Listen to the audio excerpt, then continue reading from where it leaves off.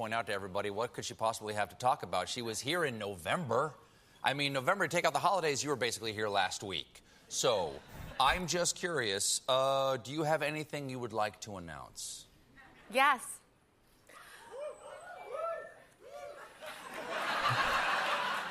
And what would that be, madam? I'm filing an exploratory committee for President of the United States tonight. Tonight. There you go.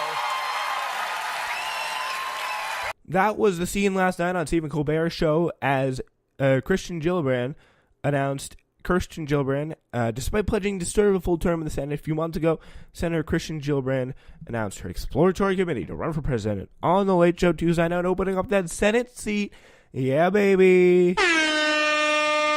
Yeah, but we do have a testing of the 2020 waters.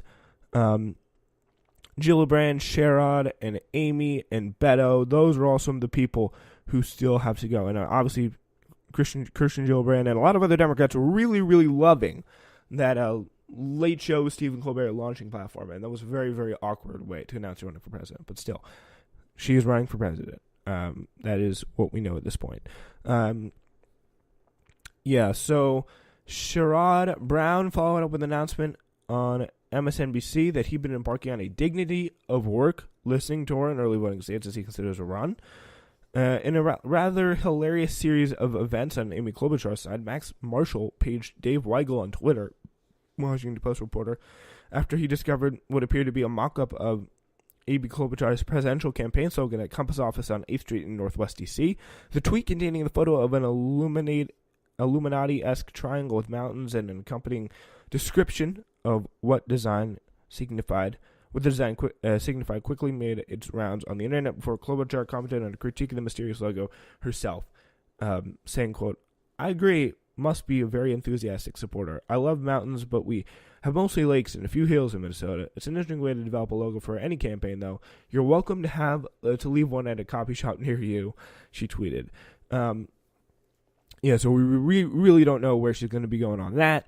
The Post Janet Johnson delivered the first piece on O'Rourke that scratched beyond the surface of authenticity tests and Obama comparisons and actually asked the former Texas congressman where he stands on the issues. In the 2-hour interview, O'Rourke called for a debate on the issues and showed no cohesive political belief system. That's great. 2-hour interview. No cohesive political belief system. That's coming from the Washington Post. It's a great situation. At one point, he even questioned the Constitution, asking whether or not security agreements in every continent can still be managed with the same principles that was set down 230 plus years ago. Hopefully, O'Rourke can find some answers to these questions when he sits down with Oprah in Times Square. Jesus Christ, that's pretty bad.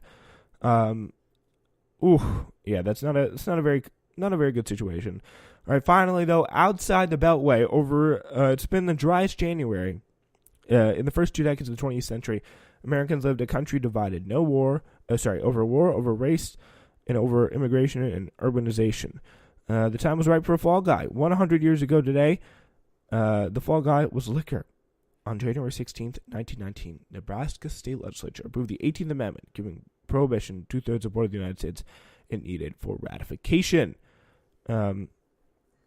And some historical context. A very dry January outside the Beltway. It was 100 years ago today.